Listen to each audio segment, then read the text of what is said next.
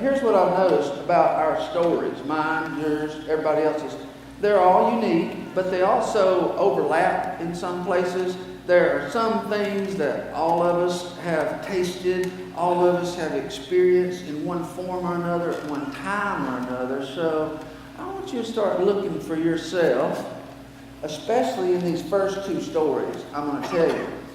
One of them is a story about a puppet, and the other is a story about a prophet. Now this puppet, and this prophet had a few very significant things in common. Both of them really went astray. Both of them made some bad choices and wound up in some yucky, dark places because of their bad choices. And in the end, both of them wound up on the bottom of the sea in the belly of a fish, or was it a whale? First, I got to tell you about this puppet. I bet you've heard of him. His name was Pinocchio. Remember Pinocchio? Pinocchio, he was a boy with a lot of potential. Of course, he was just a wooden boy.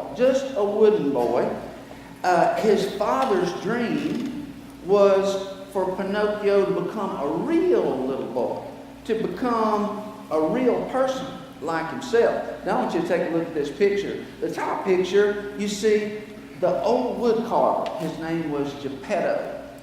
Geppetto had done well in his life. He'd made lots and lots of wooden puppets. But the thing he dreamed of was having a real little boy of his own. He prayed, he wished upon a star, and one night, not long after he fashioned this little wooden puppet and named him Pinocchio, a blue fairy appeared. Those blue fairies ever show up in your life? You know how it is when they just pop in for a visit. Well, this one popped in with her magic wand. She touched Pinocchio on the head, and Pinocchio came alive. A live wooden puppet boy. And the blue fairy gave him some basic instructions. Said, now, Pinocchio, the first thing I'm going to give you to keep you out of trouble is a conscience. Y'all know what a conscience looks like, right?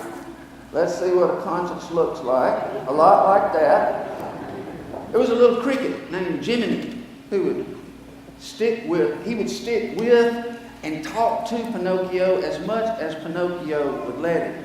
But I don't know how you are with your Jiminy Cricket, but sometimes I don't really want to hear what he has to say. You know what I'm talking about? He's kind of a killjoy at points, and that's the way Jiminy Cricket was. It makes me think of the thought for the week I put in your bulletin. This is a quote from the man who wrote Pinocchio. He talked a lot about conscience, and here's what he said. The writer of Pinocchio said, a conscience is that still, small voice that people won't listen to. And it was a chirpy little voice that Pinocchio did not want to listen to. He had the potential to do lots of really amazing things. Most of all, he had the potential to become the very thing that his father dreamed of him becoming from the very beginning. His father wanted this wooden boy to turn into a real boy, but in order to get there, in order to achieve this dream his father had that would make life better for everybody, Pinocchio was going to have to pass through a lot of temptations, and he was going to have to give in to a lot of those temptations and make some wrong choices that were going to lead him to faraway places, but in the end, he was going to come back and hopefully become a real little boy. Now, there's a parallel there with your story. And I wouldn't blame you if you've not seen it yet, because it's something we don't talk enough about. But I want you to look at Romans chapter 8, verse 29. It gives a hint of what our Father's dream is for us. Much of the whole reason He put us here, the reason He gave us life, is that there's a certain type of person He wants us to grow into, or a certain type of person He wants us to become. And that is to become like his Son, Jesus Christ. Read this with me. For God knew his people in advance, and he chose them to become like his Son, so that his Son would be the firstborn among many brothers and sisters. If you want a picture, if you want a field, an idea for what God is really up to in your life, the ultimate goal is for you to become Christ-like. But on the way to that are lots of temptations. On the way to that are many confusing trials, and all of us are going to make some bad choices. It's inevitable. Pinocchio did. Even though he had a cricket conscience on his shoulder, his father sent him off to school. The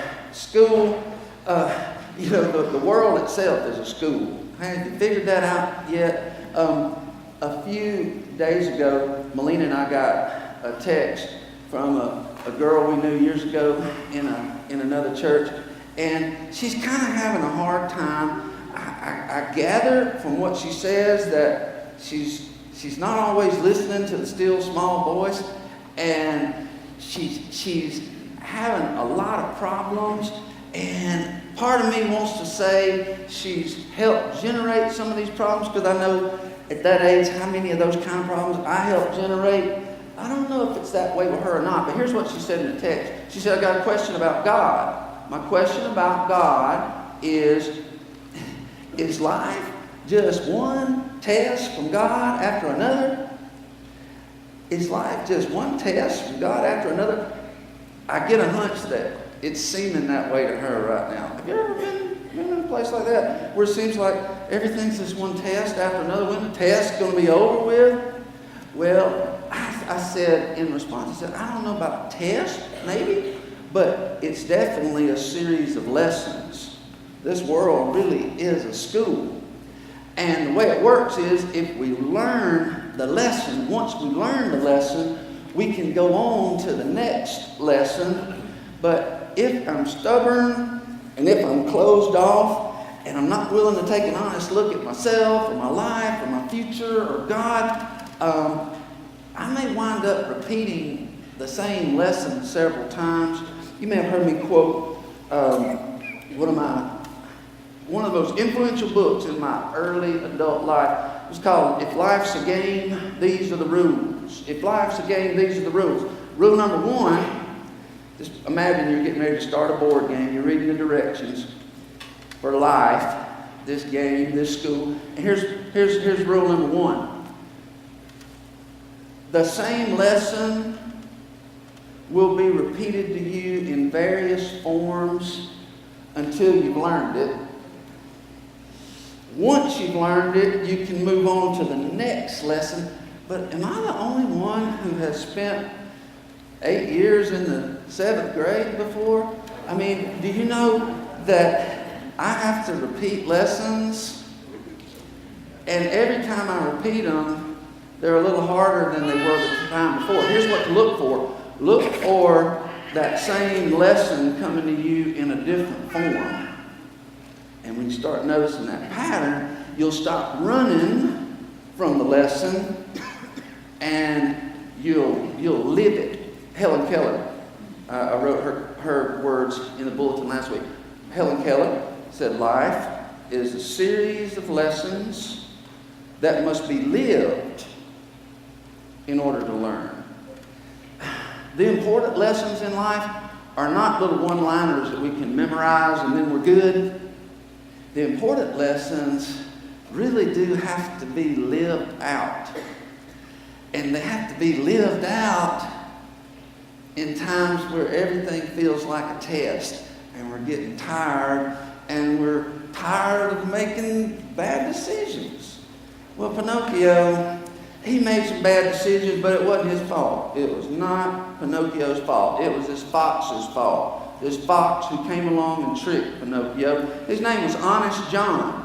Doesn't that look like an honest man to you? Honest John had just happened to be in the right place at the right time. Honest John was on the sidewalk, standing next to the road. Pinocchio was walking down on his way to school. He was headed to school. He wanted to learn. He wanted to be a good boy, a real little boy. He wanted to be. But Honest John said, "Where are you going with all those books, Pinocchio?" And he said, "Oh, I'm going to school. I'm going to study hard. I'm going to become a very smart boy. I'm going to be everything my papa wants me to be." And Honest John said, "Oh, Pinocchio, oh, my boy, you've obviously not heard about the easy road to success." Is that a little cue right there that Honest John might be holding back a little bit? You've obviously never heard about the easy road to success. You need to be in show business, boy. Why, you've got no strings. You're the only puppet in the world with no strings. You're going to be famous. Pinocchio joined up with a traveling show. And he's learned a little song he would sing. "I've got no strings, so I have fun. I'm not tied up to anyone. I'm free, as you can see. There are no strings on me." You ever get tired of having strings on you? You ever just want to cut all the strings and so people will let you do what you want to do and stop asking you questions about it? Stop wanting to get into your business? Every now and then we all have a temptation to cut the strings and just be free to do what we want to do and say what we want to say. There's a lot to be said for freedom. Freedom is a wonderful thing. It's also a dangerous thing. Because sometimes we make free choices that lead us into slavery, that cause us to wind up losing the very freedom we were trying to hold on to. Pinocchio fell into that because Honest John ran into Pinocchio a little later. Said, "Pinocchio, I want to tell you how to really make your life better. You need to stop what you're doing. You need to go to this place called Pleasure Island. Pleasure Island is a place for boys who just want to do whatever they want to do. At Pleasure Island, the ice cream is all you can eat for free. You get free cigars, big long cigars, Pinocchio. You can smoke, you can play pool, you can tear the place apart, and there are no adults to stop you. You can do anything you want to do." Well, that sounded good to Pinocchio. Pinocchio got on a ship. He went to Pleasure Island. The old fox said goodbye. And Pinocchio was having a good time. But after the first day, something strange started happening. The other boys started turning into donkeys, to jackasses. They were making jackasses of themselves. They started growing ears. They started growing a tail. And at first, Pinocchio did what I would have done. He said, "Isn't that awful that all those people are turned into jackasses? I'm glad that I'm not." But the next thing you know, Pinocchio sprouted ears. He sprouted a tail. And he started to realize that not only could other people get their life in a mess, he could too. And he didn't like what he was turning into. You hear that? He did not like what he was turning into. Have you ever looked in the mirror and not liked what you were turning into? If you don't like what you're turning into, chances are it'd be a good time to make some very significant decisions real fast before you actually become whatever it is you're in the process of becoming, before you actually get to where this road is taking you. Well, Pinocchio got out of Pleasure Island just before he completely turned into a donkey, dove off a cliff into the deep blue sea. And there he was swallowed by a whale.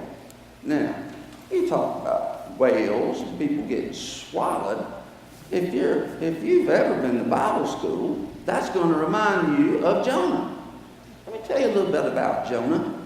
Jonah was a Hebrew prophet in the 8th century, like 800 years before Jesus. Lived in what later became Galilee. He was a prophet who came sometime after Elijah and just before Amos. And there's an interesting story that the ancient rabbis used to tell about Jonah. Don't know how true this is, but the story goes that there's an interesting connection between Jonah and the prophet Elisha. Remember the prophet Elijah? The prophet Elijah raised this boy from the dead. He was the son of the widow of Zarephath. Well, some ancient Hebrew tradition says that Jonah was that boy whom Elijah raised from the dead. That would be quite a connection to Elijah and to God. But whether that's accurate or not, Jonah had a genuine connection with God. He heard from God. And that's a big deal, because that's not always easy to do, is it? And so when a person does hear from God, when God moves in their life in such a way that it grabs their attention and they see where they're going and what they need to do, that's a real good opportunity. But sometimes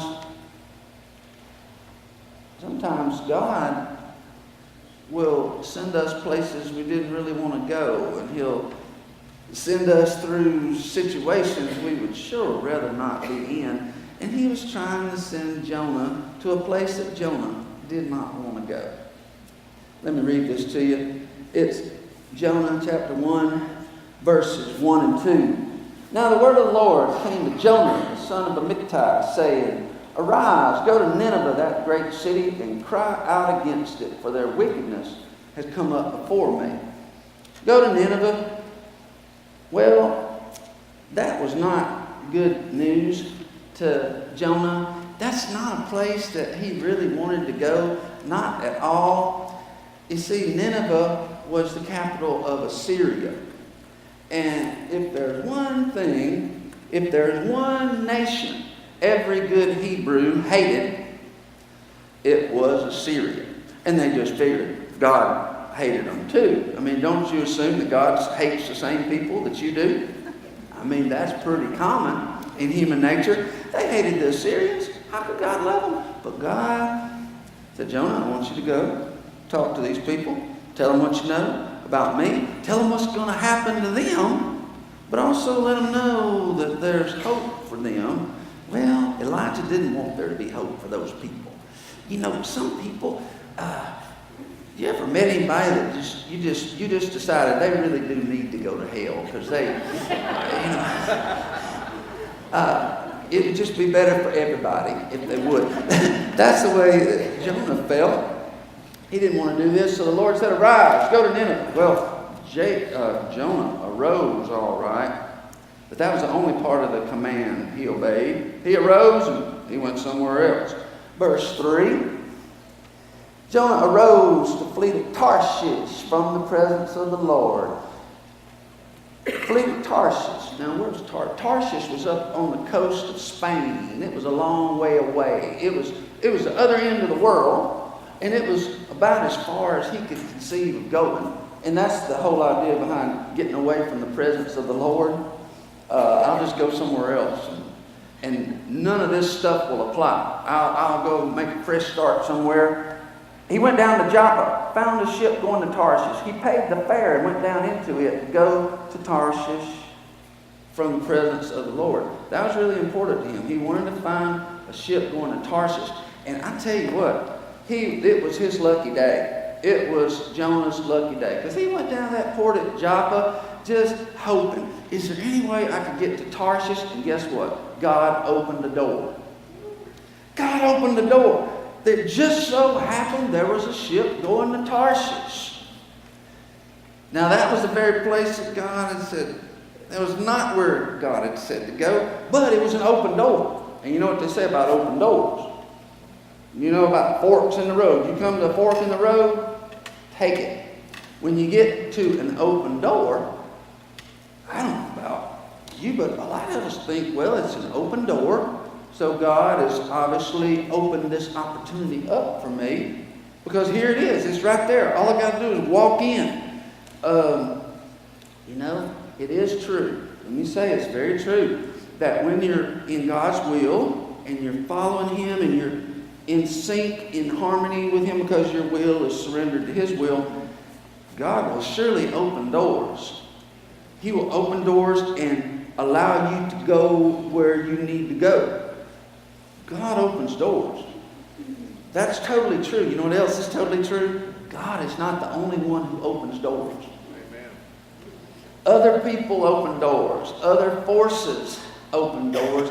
And during the times of my life where I was out of sync with God's leadership, I was not really walking in harmony and surrender to Him, I found that a lot of open doors come then too.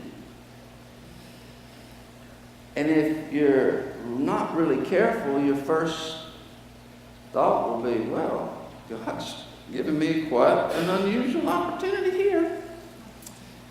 Well, be careful, because when you've sort of veered off away from the presence of the Lord, so to speak, and you're heading out in your own direction, beware of the open doors. They're not always lucky opportunities. That makes me think of another story from a movie. You might have seen this one too. Remember Titanic? Remember young Leonardo DiCaprio? Oh, he was so young back then. Just a boy. But he was old enough to play a man's game. And in the opening scenes of Titanic, Leonardo DiCaprio was sitting up in a second-story window in a high-stakes poker game. Rich pot on the table, and guess what was in that pot? Out on the table. 2 tickets aboard the Titanic. What an opportunity. 2 tickets aboard the Titanic, along with all the coins and paper money that were there.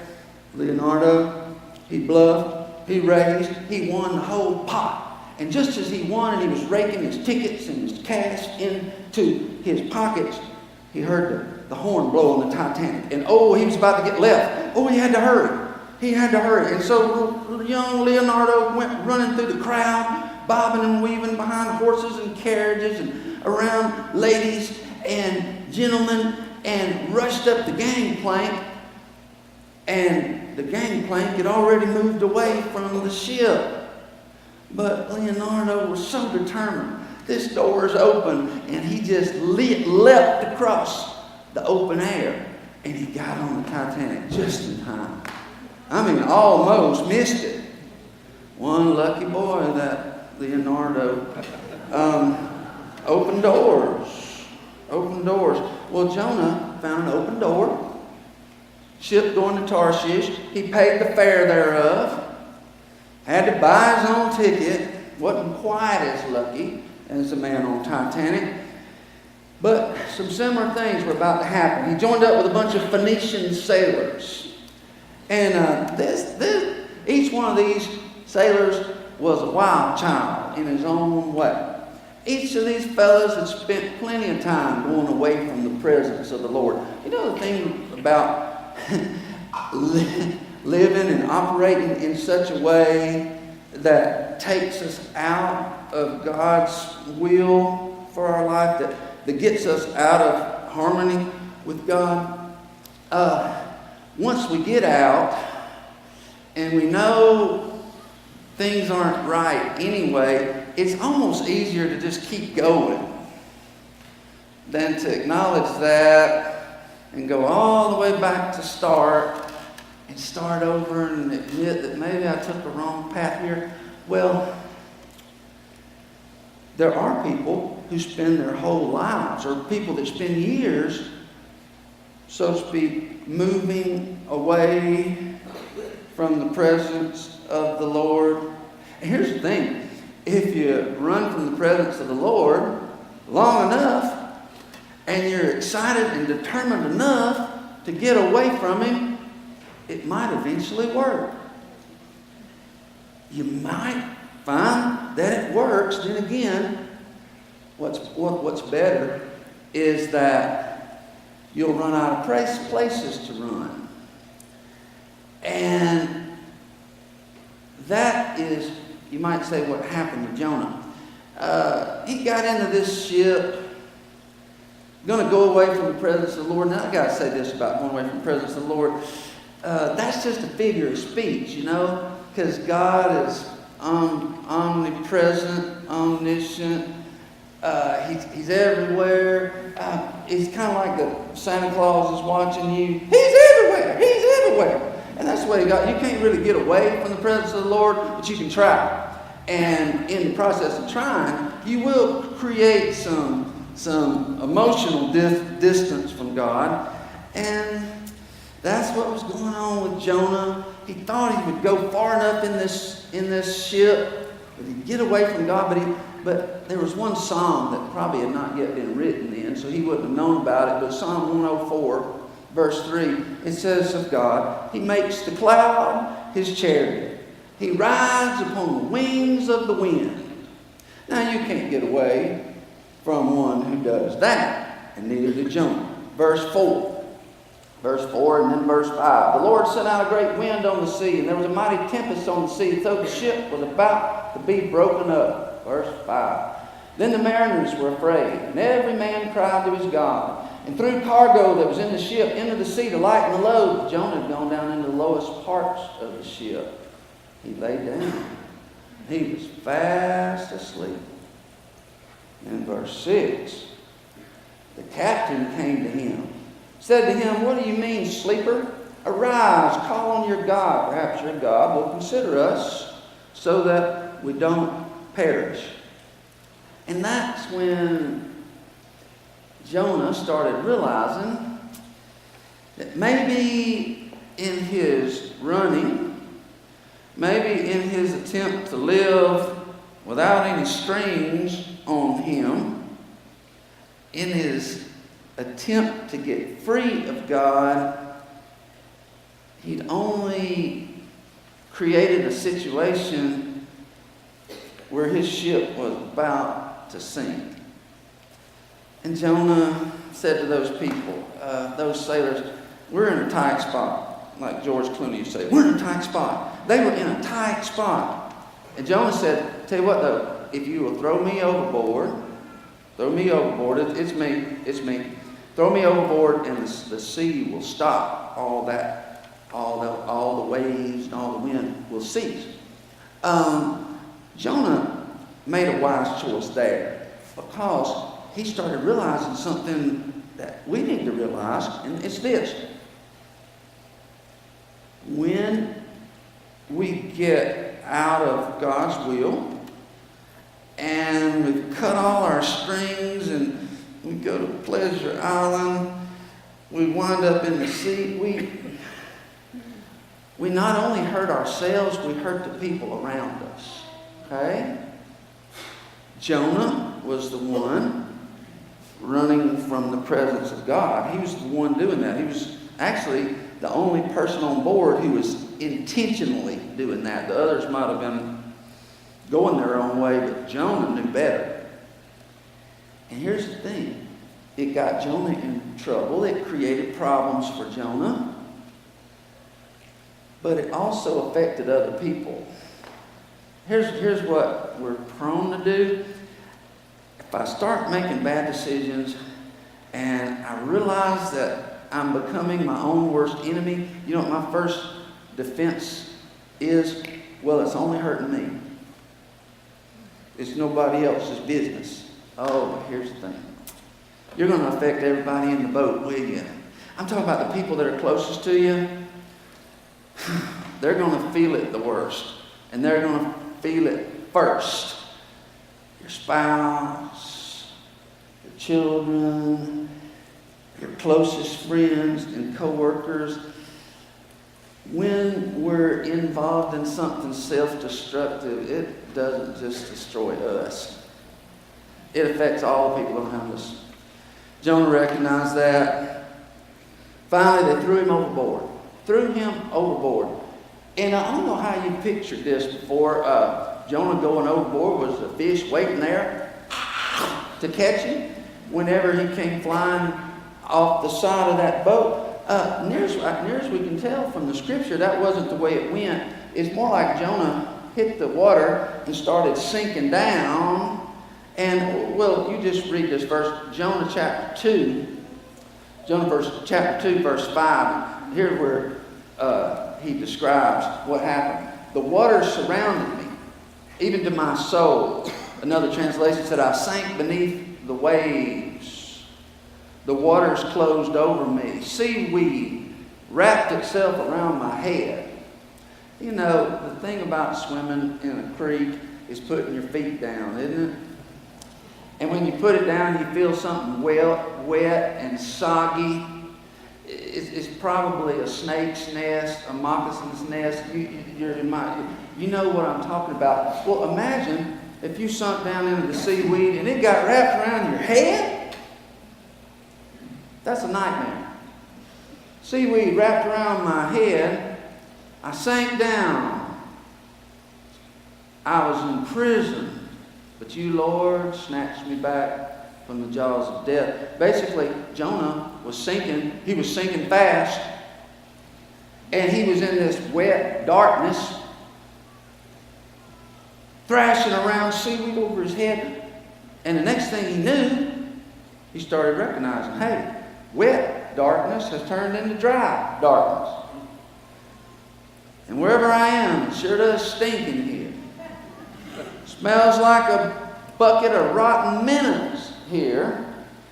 I don't know how I'm smelling underwater, but I don't like this mess I'm in. I don't like where I am. Well, Jonah's not the only one who ever wound up in a nasty place at the end of his running. So did Pinocchio. Down at the bottom of the sea, a whale named Monstro was waiting on Pinocchio. Pinocchio swam inside. But here's what happened for Pinocchio in the belly of a whale. It seemed like the worst thing that had ever happened to Pinocchio when he found himself trapped inside a whale's belly. Oh, I mean, how can his story get much worse? But sometimes the very point at which your story has gotten the worst is a turning point where it starts to get better. Because there, in the belly of the whale, Pinocchio ran into, of all people, his father, Geppetto. Geppetto had come out looking for his son. Where's my lost son? And somehow he wound up in the belly of the fish. And here's the deal. The father and the son, who'd been separated with no way to find each other, you wouldn't think, both had a deep sea reunion in the belly of a fish. Sometimes your darkest, nastiest place, the place you can't believe you sunk this low, that's often the very place you'll meet your father, who's been out looking for you, like looking for a lost sheep, on the portals, waiting and watching, calling, "No sinner, come home, come home." And God is the God that goes out looking for the lost sheep. And Pinocchio got reunited with his father at the bottom of the sea. Jonah got reunited with God at the bottom of the sea. And for the first time in a certain amount of time, he began to pray to God from the belly of that fish. And that's when his whole life began to turn in a new direction. I don't know. Have you ever wandered far like Jonah, like Pinocchio? Do you know what it is to feel like you have completely vacated the presence of God? There was a time when you sensed His nearness, His love, but the way things are right now, you don't know. Well, here's a reminder. Scripture says God is really not far from any one of us. Sort of like the sun when it goes behind the clouds. You may not feel the beams. You may not see the bright rays, But the sun's still there. And God is still there. And He hasn't changed. You've changed. God has not changed. But He is willing to change you into the thing He's been determined to change you into from the beginning. Transformed by the renewing of your mind to become like Christ. Well, I'll say this. I'll probably come back to this story next week to finish it. This is where today's sermon ends. It ends with Jonah being vomited out of the fish's belly onto a brand new shore. Now, for a fish to vomit, things have to be pretty bad.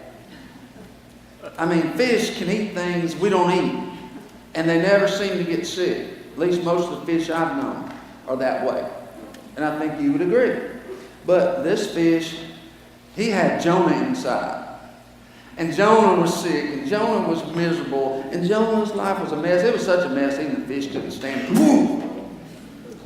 Sometimes getting vomited out is the best thing that could possibly happen to you. When you find yourself laying on your face, you hate the smell, but you discover, hey, I'm on a new shore. I'm in a new place that I could never have gotten to otherwise. I never thought I'd be here. But near as I can tell, Jonah was vomited up on the shores not far from Nineveh. Because God has a way of allowing us to have our free will, but still working things in such a way that it leads us where we've been headed all along. Where have you been headed? Where have you been headed? Where are you headed right now? I don't know if this is good news or if it's bad news, but I do know this. Wherever it is you're headed, you keep going, you'll eventually get there. Whether that's a good thing or not is for you to sort out.